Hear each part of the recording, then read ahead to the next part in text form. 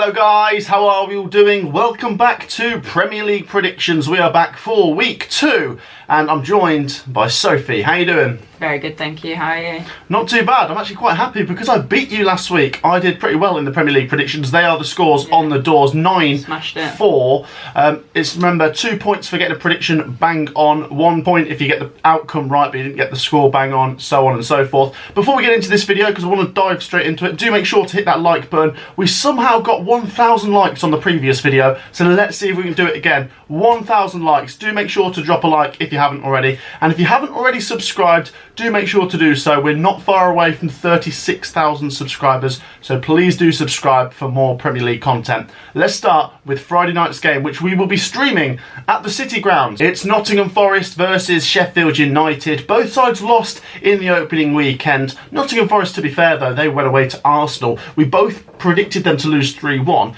They only lost 2-1, and that's an improvement on what we saw last season. Forest were the worst team in the Premier League last season on the road, and just lose 2-1, they kept themselves in it. They got a goal late on. They could have got a point, but I think they could take something from it, and they're back at home now, where I do fancy them more against Sheffield United, who lost at home on their opening game against Crystal Palace. Sheffield United will possibly be playing Gustavo Hamer though. Yes. It probably will be his first game. He wasn't signed in time to play against Palace. I think these two sides, for me, are both going to accumulate more points at home than they are away. Definitely for Nottingham Forest, and I think that will be the case for Sheffield United. I think this will be a really decent game. These two served up an absolute classic in the Championship playoff semi-finals just a couple of years ago. I'm going to go for Nottingham Forest. They are at home, and we do like them when they're at home. I'm going to go for Forest to win this one, 2-1. Yeah, I'm going for the exact same here. I feel like Forest being the home side, I'm going to have to lean towards them, but I do see it being quite a tight game. Quite a dogged game, to be honest, but I do see Nottingham Forest coming out the winner, so I agree 2-1. You feel like there's more pressure for Forest to win that? There is, to be honest, being the home side. If Forest lose that, then that's a bad result. Yeah. I mean, it's not great for Sheffield United, but if Forest lose, that is bad because they've got some more difficult away games coming. Let's go to a West London derby, Sophie. Fulham take on Brentford. This could be interesting. I always find these games quite fascinating because I don't think there's a lot between Fulham and Brentford. Brentford finished 9th last year, Fulham finished 10th, and they both picked up respectable results in the opening weekend. Fulham ground out of 3 points at Goodison, 1-0 winners there. Brentford played Tottenham Hotspur and played out a 2-2 draw. That was a decent game. I think I'm going to be boring and sit on the fence for this one. So two decent teams. I love Thomas Frank and Brentford. I just really like Brentford, but I think Fulham are just very difficult to play against as well. So let's go 1-1. Yeah, I'm not going to agree and say it's going to be 1-1. I'm going to have to pick a winner here, but I could see a draw playing out. I'm going to lean towards the home side. I feel like Fulham might just have enough to grind out the win here, but again, I could see it being a draw. I'm going to say 2-1 to the home side. 2-1 Fulham, interesting. Okay, so let's go to Anfield, where Liverpool take on AFC Bournemouth. It was about this time last year that Liverpool played Bournemouth at home and won 9-0. Yeah. I don't think we're going to quite see a repeat of that. AFC Bournemouth got a 1-1 draw at home to West Ham, which is what I predicted. Liverpool got a 1-1 draw away at Chelsea, which is also what I predicted. So what are you going for? I'm not going to go for a 1-1, so I think I've got to back Liverpool. To be fair though, when they met last, Bournemouth did beat Liverpool at the Vitality. But you'd imagine at Anfield, Liverpool should get through. I don't think Liverpool were perfect against Chelsea, but I do think they've got the quality to get past Bournemouth, who showed decent signs against West Ham, but I'm still going to go for the home team. 3-1. Yeah, I can see both sides being on the score sheet. A little bit of a tighter game for me. Looking at Liverpool, they didn't look amazing against Chelsea. I was a little bit disappointed, and that's why I see it being a bit of a tighter game. Bournemouth, I think they could have another decent season. I don't see them getting anything from this game, but I see it being quite tight. So I'll say 2-1 to the home side. 2-1 Liverpool. Next up, we would have been going to Kenilworth Road. We're just going to mention it briefly anyway, so even though there's no game to predict here because it's postponed due to the fact Kenilworth Road is not ready. Both sides lost their opening game. I wouldn't say there's alarm bells at the moment because they both had difficult games. Burnley were at home to Man City, Luton Town were away to Brighton.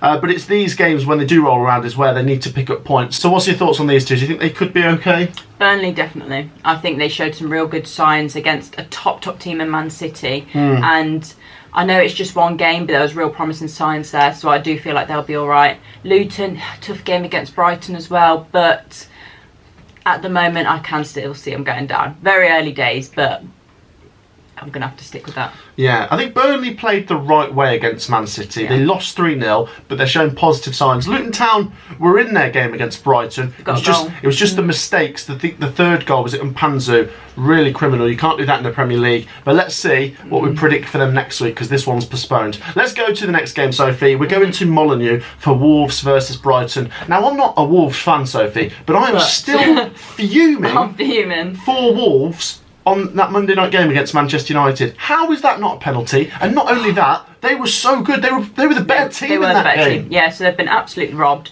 The officials have been dropped for this weekend, but that's not going to give Wolves the point that they deserve. John Moss, I know he wasn't the guy reffing the match, but he came out and apologised to Gary O'Neill, who got booked just to rub salt into the wounds.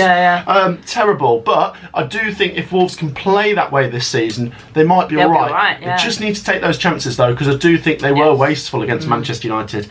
They're up against Brighton. It's another difficult game here. Brighton were, as we say, devastating against Luton, 4-1 winners. I don't think Brighton are going to win this one 4-1.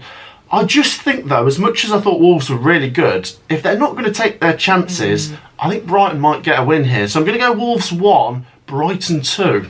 Yeah, I'm going to go Brighton 1-0. I see it being quite a low-scoring game. I feel like Wolves are going to be in the game and they're going to create chances. But again, I see them, similar to pre-season, struggling to actually finish off some of the chances. And I feel like that's going to be the story against Brighton. I thought Brighton looked very, very good against Luton, and I think they're going to have another good season. But for me, this one's going to be a low-scoring one. Brighton are the winners, but just 1-0. 1-0. Okay, so let's go to the Tottenham Hotspur Stadium. Tottenham take on Manchester United. This is, I suppose, the big game of the weekend. It's two of the so-called Big Six clubs. I don't think either of them were perfect in the opening weekend. Tottenham drew with Brentford. Manchester United, well, should have drew with Wolves. They did get the win, but Man United weren't perfect. Tottenham were okay against Brentford. They had a lot of the ball, but just couldn't quite do something with it. I think they needed Richarlison to start scoring and fill that void left by Harry Kane. I tell you what, I think I'm going to sit on the fence for this one. I think they've both got quality to make something happen, and either team could pinch this by a goal. But I fancy a 1-1 on this occasion. Yeah, I'm actually going to agree with you. I'm going to sit on the fence with this one, 1-1. For me, Spurs, they look like they just need that out-and-out striker and they'll be a really good team. They're close, but for me, Richarlison is not the man to lead the line. United, I don't think they looked that good against Wolves, so maybe it's going to take a little bit of time for them to kind of get the ball rolling. But it's a difficult game, and I do see it being a 1-1 draw. 1-1. Okay, so if this is the other sort of standout game from this weekend, it's Manchester City taking on Newcastle United. Two sides that got off to really good starts. Manchester City swept aside Burnley 3-0 at Turf Moor. Newcastle United top of the league after a 5-1 win over Aston Villa. The interesting thing is, no Kevin De Bruyne for Manchester City, and that's the case for a few months. So Man City, that's a big loss. I know they've got, if there's one team that can survive with such a big injury, it's Man City, because they've got such good squad depth. But you think of some of the players that have gone out this summer transfer window, and with Kevin De Bruyne not around for a few months, I think Man City's team is not invincible per se, and I think Newcastle could get something. Newcastle were mad clinical against Aston Villa. I'm going to go for a really entertaining Desmond 2-2. Oh, you're joking. I was going to go for a Desmond. You can if you want to. No, 3-3. I see it being a goal fest then. 3-3? Yeah, I can. With Newcastle, they were really, really good going forwards, looked a little bit shaky at the back sometimes. I think Aston Villa had a really good game, but they did well to obviously just concede the one. Yeah, it doesn't look like an impossible feat to score against Man City, which at sometimes last season and the season before it did. I do think De Bruyne is a big miss, but as you said, they have got that squad depth, and that's why I see it being a bit of a goal fest. So I'll stick with the 3-3. That's unbelievable. If that comes in, then yeah, you deserve extra points for that. What prediction. Let's go to Villa Park, Sophie. Two losers from the opening weekend, Aston Villa and Everton. Despite Aston Villa's defeat being worse, by a worse margin, I'm more concerned for Everton because they were at home to Fulham, and I felt like they needed to get something from that because this is a difficult game to follow on from, and losing 1-0 to Fulham at home on the opening day is not a good start. And I did tip Everton to just stay up this season. I think it's going to be very similar to last season. They're going to be in the mix. They could get over the line come the end, but they need to start scoring points soon. Can they do it here? You'd think it's possible because Villa were swept aside by Newcastle, but I do think Villa are going to get back to winning ways. Even though they lost 5-1, I think Villa, being at home, the quality they've got compared to Everton, despite a couple of players missing in the likes of Mings and Emi Buendia, I still think Villa are going to see out their first 3 points of the season. 1-0 Aston Villa. Yeah, I see it being an Aston Villa win, but a little bit more convincing. I feel like they need to go all out for this game and kind of put the last game behind them and push on from that, which I do think they will. Could be a bit of a statement game, however, I'm going to say it's going to be 2-0 to the home side. 2-0 to Villa. Okay, right, so I like the look of this one. We're going to the London Stadium for West Ham United versus Chelsea, and the reason I like it is because there's been signings coming in. You're going to see James Ward-Prowse for West Ham United, you're going to see Caicedo and Lavia possibly for Chelsea. This is a really interesting one. Both sides picked up a 1-1 draw in that opening weekend. West Ham drew 1-1 at Bournemouth. What a goal, by the way, from Jared Bowen. Chelsea, they played really well against Liverpool. They'll feel like they could have won that game. But yeah, I do feel like maybe if any team was to win, it would have been them. Yeah, I think Chelsea might just edge this one. West Ham, they were alright against Bournemouth, and James Ward-Prowse is a good addition to that team, but I just think the performance Chelsea put in against Liverpool is making me think they might get their first 3 points in this one. I think it'll be close, but I'm going to go West Ham United 1, Chelsea 2.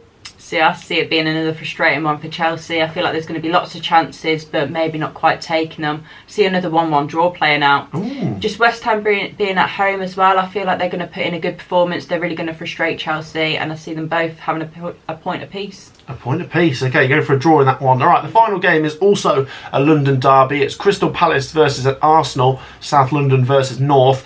Arsenal, as we say, they got off the mark with a win against Forest, but 2-1 against Forest at home, as opposed to last season, they beat them 5-0 at home. Obviously, I'll give Forest some credit because they've got better in that time, I believe. But Arsenal, I don't think that was a convincing first game. And to be honest, Arsenal are in a position where they want to be that threat to challenge Man City if they've lost the likes of Kevin De Bruyne. Do I think they're going to beat Palace? I'm not sure, you know. Palace actually picked up a win on the opening day. They won 1-0 at Sheffield United. And I feel like Selhurst Park's a difficult place to go, so it might seem a bit of a surprise here. So I think Palace will get a draw. They're going to frustrate Arsenal. 1-1. Okay, I see what you mean, but I don't see it being like that much of a surprise. As you say, Selhurst Park is a very difficult place to go. Palace can be a very, very challenging team to break down, so I could see it being a really frustrating game. However, I see it being the same scoreline for Arsenal, another 2-1 win. I feel like moments of quality, like we've seen from Saka, that goal just insane. And I could see it being another game kind of like that. So for me, Arsenal will win, but another tight game. They're going to have to fight for it. 2-1. Arsenal to edge it 2-1. Interesting. Well, there you go, guys. That wraps up our Premier League predictions for game week 2. As I say, do make sure to get your predictions down below. Do make sure, of course, to hit that like button as we're going for 1,000 likes on this one. And do make sure you've hit the subscribe button. Thank you for joining me, Sophie. Thank you. We'll see you all in the next one.